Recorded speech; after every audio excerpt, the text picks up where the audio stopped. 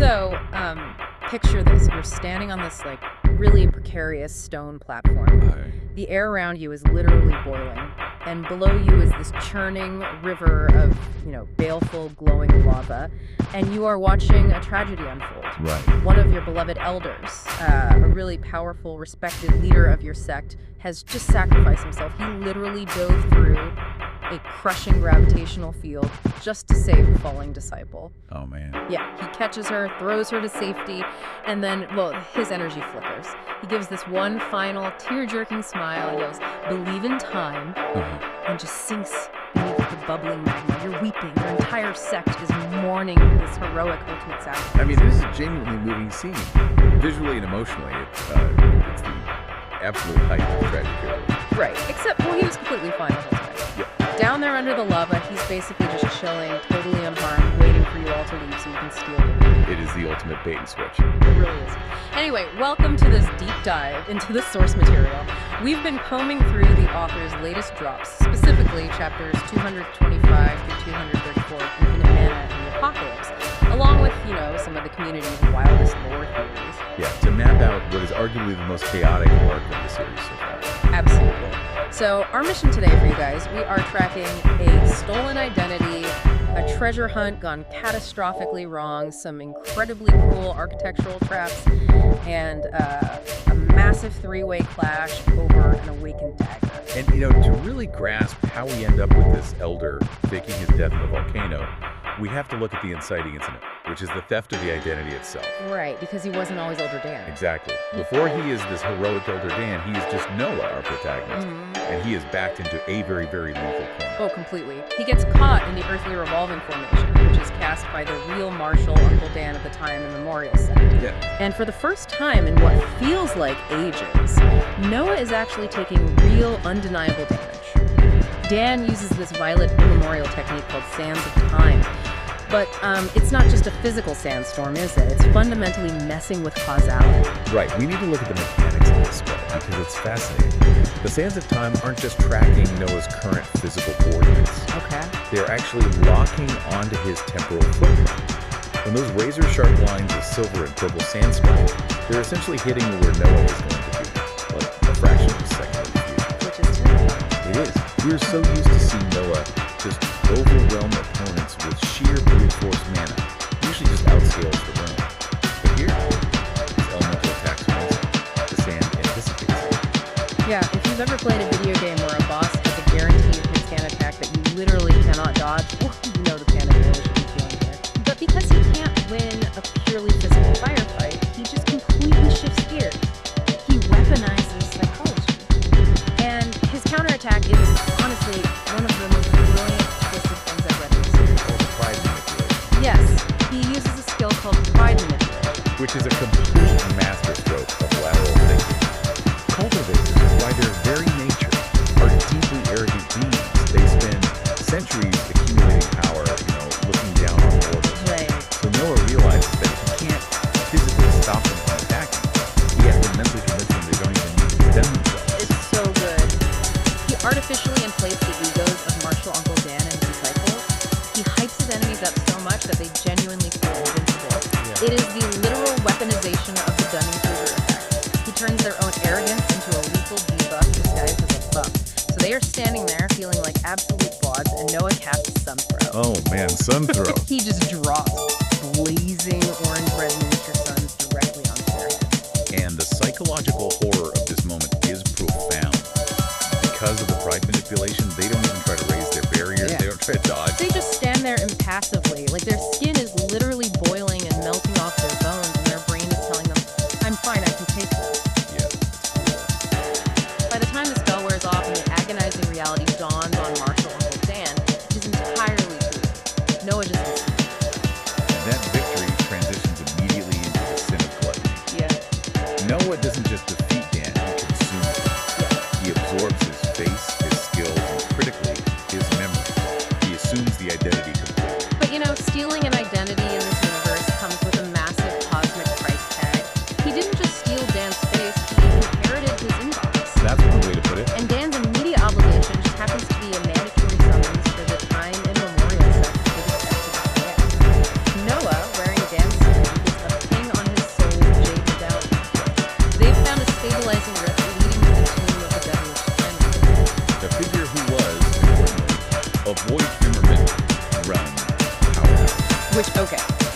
need to ground that jargon for a second for you guys because the power scaling is wild. Void firmament is 3 entire realms above where Noah is currently. Yeah, it's a massive gap. To put that in perspective, if Noah, with all his infinite mana, is like a lit matchstick right now, a void firmament expert is a raging, continent-spanning forest fire. That analogy is spot on. A tomb belonging to someone of that level isn't just an archaeological site. It is a cosmic gold rush. The gravitational pull of that legacy is immense enough to literally destabilize local space, and it draws in apex predators from across the universe. So Noah, disguised as Elder Dan, joins the Sect expedition. They're led by Grand Elder Amos, this terrifyingly powerful Saint Realm cultivator, flying in on this corporeal cloud called Cloud Chaser. But the moment they arrive at the rift, it's clear this is going to be a bloodbath. Rival factions are already circling. In the Magus world, you have the Black Serpent, a ruthless warlock who is literally hunting stragglers outside the rift just to harvest their bodies for materials. And alongside the warlocks and the cultivators, we have the Celestials entering the chat. Oh boy. Specifically, a rank 3 Celestial named Drax, who is on his very first solo mission, accompanied by a golden armored Punisher at the peak of rank 3. Okay, wait, hold on. I have to interrupt here because we really need to talk about the Celestials. Sure. They walk around the universe spouting this grand motto for order and balance. But look at their deployment here. They sent a peak rank 3 enforcer, a literal Punisher, just to babysit a trainee who's tasked with grabbing loot from a dead man's tomb. Yeah, it's a bit hypocritical. That doesn't sound like cosmic justice to me. That sounds like a mafia shakedown disguised as peacekeeping. It's a completely valid critique. And the source material heavily invites that exact skepticism.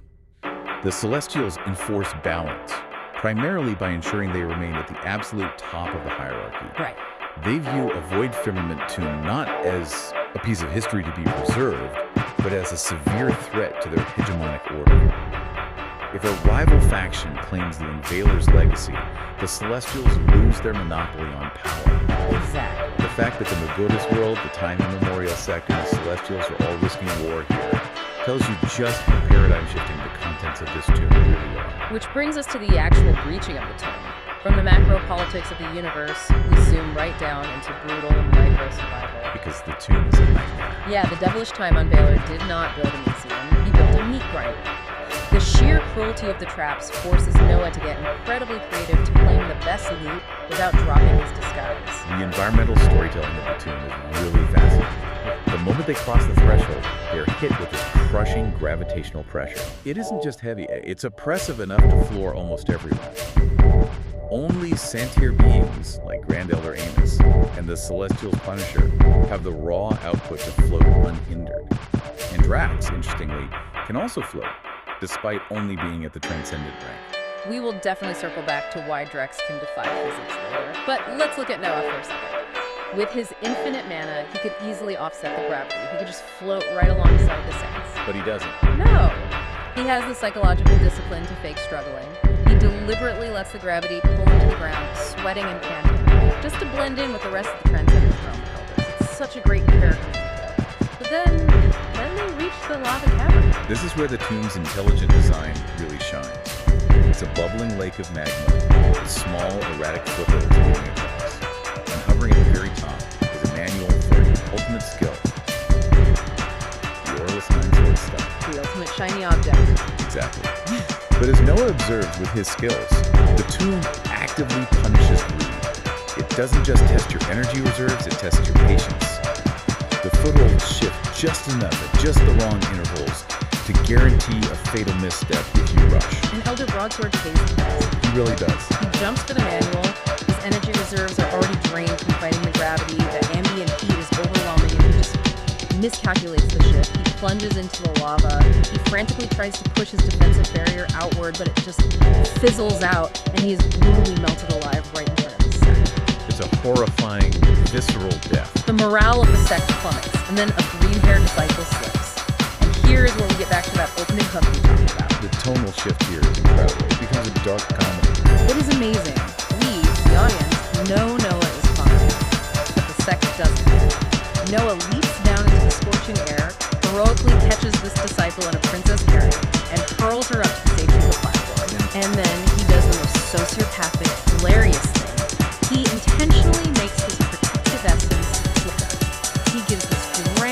Oscar-winning speech about how glad his last actions were to protect the future of the Sect. He looks them in the eyes, yells, "Believe in time," and willingly lets himself sink into the magma while the whole Sect is weeping for their beloved Elder Dan.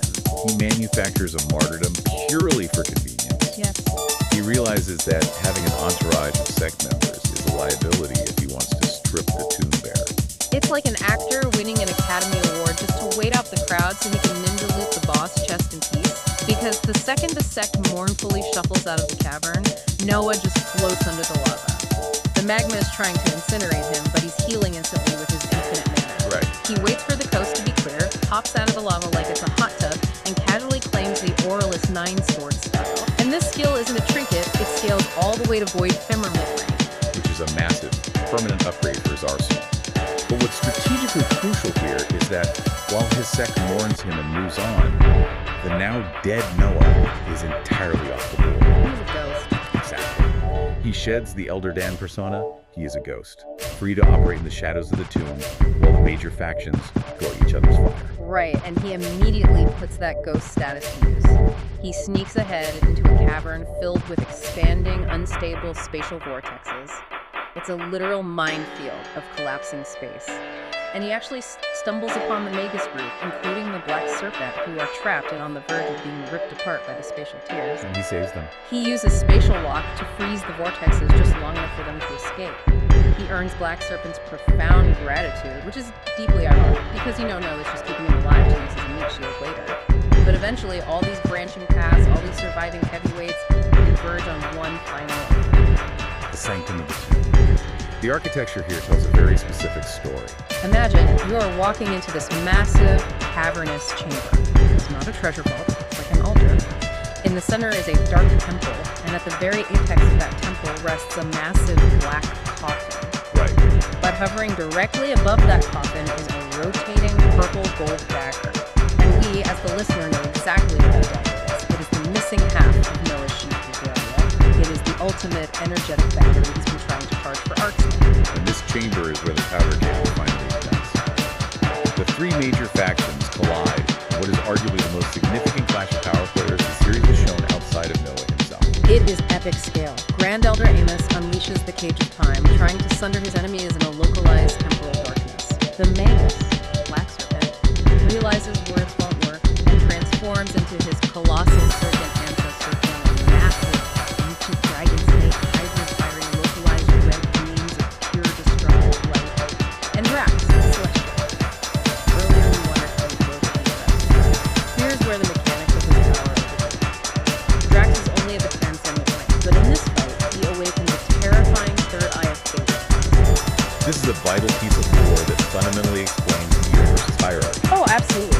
To match Saint Realm beings like Amos and the Serpent Ancestor, while only possessing a transcendent energy pool, requires something that breaks the normal rules of physics, and that is the supreme law of fate. Right. By tapping into a fundamental universal law, Drax isn't just hitting harder, he is altering causality. He bridges the gap in raw cultivation levels because the pressure that Third Eye releases forces even Saint Realm beings to tremble on an instinctual level. It's sheer chaos. The Titans are literally tearing each other apart, unleashing these apocalyptic, reality-bending attacks over this floating dagger. But amidst all this blinding light and roaring magic, there is a chilling, unseen threat. The runic ones. Yes. While they are so focused on killing each other, the text explicitly notes that something unnoticed in the dark is quietly at work. Every time a cultivator falls, their blood and life force are being drained into runic lines carved deep into the temple floor. And all that blood is flowing upwards, directly into that black coffin. It perfectly highlights the tunnel vision of human hubris. These are incredibly powerful ancient beings, but they are so blinded by the pride, so certain in their own supremacy, that they fail to see the mechanism they are actively fueling with their own casualties. And it makes you marvel at the sheer scale of the deception happening here. Because while the floor itself is drinking blood and three apex predators are ripping the room apart, Noah is hiding in a miniaturized, stealth-cloaked hydra form, just watching it all play out. Waiting for its moment. Exactly. Which brings us perfectly into the lingering mysteries of this arc. Let's step back and look at the massive unanswered questions this collision raises for today. We've got a few theories to run through. There are several critical threads to pull here. Okay, theory one. Who or what is actually harvesting the dead body's life force through those runic lines?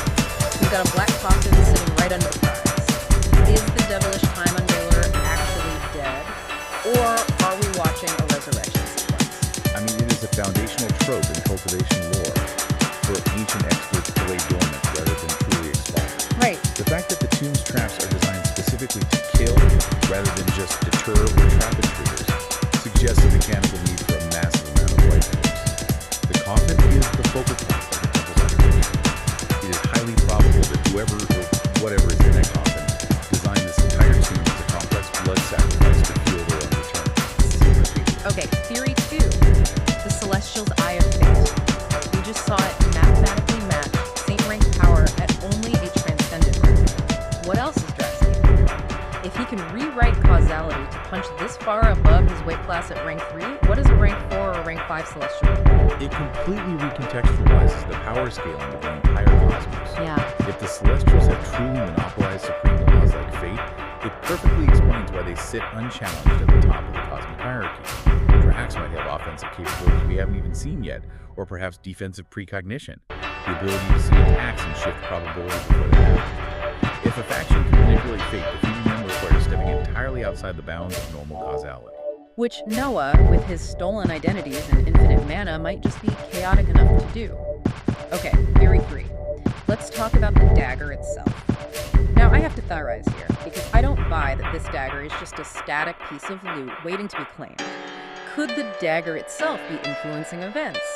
Is it actively drawing powerful beings to this specific room to be slaughtered, acting as the necessary battery required to open that black coffin? That is a very compelling read of the mechanics. We know Noah's half, the Sheath Regalia, acts as a voracious battery that hungers for energy. Right. If this floating dagger functions similarly, it might emit a specific, irresistible resonance that attracts ambitious, powerful beings. It aligns perfectly with the cool intelligence of the tomb's traps that we saw. The dagger isn't just the prize, it's the bait. The ultimate cheese in the ultimate mousetrap. I love it. Finally, theory 4. The fallout of the fake death. Noah put on a great show and fooled an entire sect. But what happens when the time immemorial sect inevitably realizes their beloved martyr, Elder Dan, never died in that lava? Or worse, that he was an imposter who murdered the real Dan back in the past. Political fallout would be disastrous. The time immemorial sect is one of the premier powers in world cultivation. Yeah, they're huge. If they discover they were systematically manipulated, they warned an imposter and had their ultimate legacy stolen by him, the target on Noah's back would be astronomical. You have to remember their specialty. They control the law of time. And that leads me to a really chilling thought before we wrap up. Consider the sheer hubris of beings in that room. You have centuries-old saints, cosmic peacekeepers, and ancient bloodline warlocks all standing there believing with absolute certainty that they are the main characters of the story. Yet none of them realize they are just blood bags for an ancient tomb. But more than that, think about Noah. He just consumed martial Uncle Dan, gaining all his memories, looking into Dan's past. As we just pointed out, the law of time is a two-way street. Noah can view Dan's past to steal his life. Is it possible that somewhere out there, a grand elder of the time immemorial sect is currently viewing Noah's future? Noah thinks he's the hidden apex predator, but what if his deception has already been seen? It proves that in a universe governed by supreme laws, no secret stays buried forever. 3 of the most powerful beings in the tomb are tearing each other apart over a dagger. Something unnoticed is feeding on the dead beneath their feet. And Noah is quietly climbing toward the prize nobody realizes he came here for in the first place. Drop your theories.